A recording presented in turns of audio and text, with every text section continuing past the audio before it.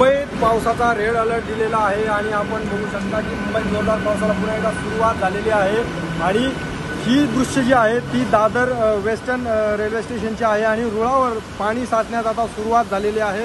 मुंबईत red alert हवामान खात्याने दिलेला आहे आणि मुंबईच्या दादरच्या प्लॅटफॉर्म क्रमांक 1 आणि 2 वर जे आहे ते पाणी साचायला सुरुवात झालेली आहे। त्या पाण्यातून ट्रेन देखील गोरेगावच्या दिशेने बोरिवलीच्या दिशेने देखील जात आहे आणि सीएसटीच्या दिशेने जात आहे आणि चाकरमानी घराकडे जात आहे, परंतु रेल्वे ट्रॅकवर पाणी साचलेलं आहे आणि मुंबईत रेड अलर्ट देण्यात आलेला आहे।